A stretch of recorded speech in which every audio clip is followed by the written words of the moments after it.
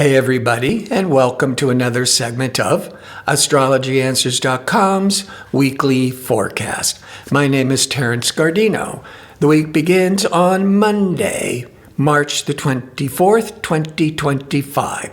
This is a significant week because we're having a new moon solar eclipse at 9 degrees of Aries, which is going to fall on Saturday, March the 29th.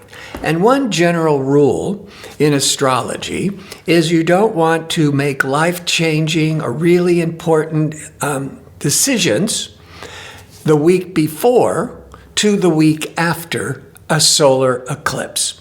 But a solar eclipse is trying to give birth to some powerful new energies, and it's in Aries, so wherever Aries impacts your chart, you don't want to make any decisions yet. You want to sleep on it. But something new is trying to come in the area of Aries for all of you. Now, Monday, the 24th, I always start with where is the moon, because the moon sets the public tone. The moon will be in Capricorn, organized, business, pragmatic Capricorn, until 7:25 a.m. Pacific time, at which point the moon enters into Aquarius. Capricorn is very conventional, traditional, whereas Aquarius, it's more unconventional, non-conformist, a bit of looking more into the future, where the Capricorn just kind of recalls the past and to learn its lessons. Now, on Monday, as the moon goes into progressive, liberating, independent Aquarius, it's the Mercury, decision-making Mercury, that is retrograde, keep that in mind, will be aligning with the sun. And so that now that can be positive because it's aligning with the sun to maybe to regroup, rethink, apologize, decisions, choices that may not be working out so well for you, or you're realizing you made some mistakes, so you can get back on the same page. The moon in Aquarius, early afternoon Pacific time, will be aligning with transformational, intense, probing Pluto. Now, when the moon goes from degree to degree, about every 2 hours, so in the early afternoon for an hour or two, that emotional public moon is aligning with Pluto. This can indicate some really intense emotional reactiveness. You may also have a strong desire for privacy but it can be good for doing a lot of studying and probing and introspection.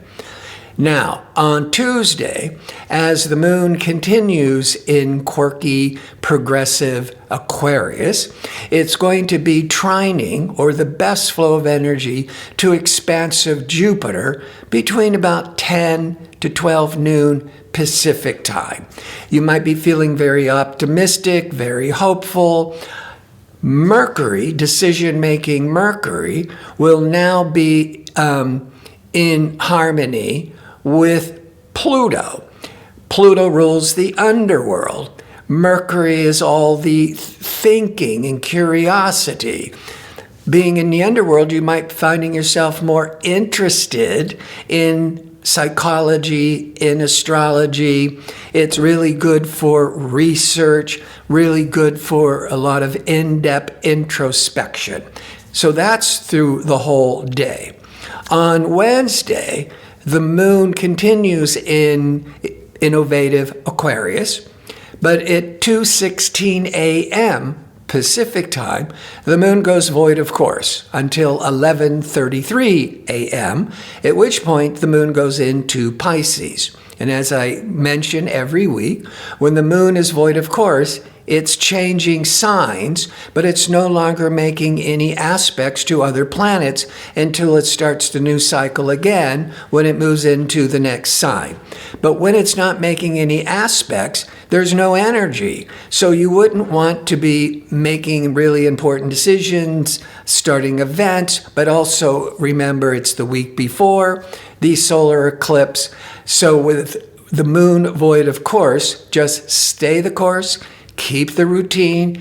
Just really important with around the solar eclipse period and Mercury retrograde and the moon void of course is to just keep doing what you've been doing. Do a lot of maybe resting or reflecting, but important not to be initiating any new events or projects. At 11:33 a.m. Pacific time on Wednesday, the moon leaves that more impersonal, intellectual Aquarius and goes into Pisces, the most sensitive, compassionate, emotional planet, sign, for 2.5 days. So nothing's going on for the rest of that Wednesday when the moon goes into Pisces. On Thursday, moon in Pisces, but it's going to form a square, a hard push, to expansive optimistic Jupiter early afternoon for an hour or two Pacific time. Now, the moon in Pisces can be very romantic and compassionate and sensitive, but when it's at a hard angle to Jupiter, you could be having overinflated expectations. So you want to just remember to keep grounded and not allow yourself to get swept away by anything that's overly optimistic or idealistic. On Friday, the moon continues in dreamy, creative, compassionate Pisces, but by 12:37 p.m. Pacific time, now the moon goes into Aries. So it's beginning to set up the solar eclipse, which will be at 9 degrees of Aries. By mid-afternoon, the moon in Aries will be crossing over discerning communication Mercury in Aries. So that's mid-afternoon for an hour or two Pacific time. Now, this could be with Mercury, where you're thinking or you're discussing, that's Mercury, matters with your family, that's the moon, or your feelings, that's the moon. This can also be being able to express yourself more emotionally, more creatively. It actually can be very favorable for writing and speaking. On Saturday, the solar eclipse in Aries. Solar eclipses wants to bring in some new energy if it's directly impacting your chart, especially when it's in Aries. It's in Aries like maybe last year, this year, and then not again for 19 years. Now, Aries is the sign of independence and new beginnings and risk-taking and going on adventures. The solar eclipse wants to bring in new energies. So there's a lot of positive hopefulness here where the seeds of progress are being planted. But remember, best not to be making any important decisions until the week after this solar eclipse. Now, this solar eclipse is at 9 Aries. It's going to be sextiling, that's positive opportunities, to expansive Jupiter at 15 Gemini. So that Jupiter is influencing these powerful new undertakings with the eclipse in Aries. Now, with Jupiter, you could be looking long-range plans, looking thinking about travel, education. These are all the qualities of Jupiter. Plus, taskmaster Saturn is going to be sextiling innovative, progressive Uranus. Now, that's getting locked into that solar eclipse that's going to be impacting you for at least 6 months. And Saturn to Uranus in harmony can bring in new approaches, Uranus, to business and career, or kind of like shaking things up, moving into some new directions. And with the Jupiter, some hopefulness. So the beginnings for many of you of moving into some new progressive goals and challenges over the coming weeks, over the coming months.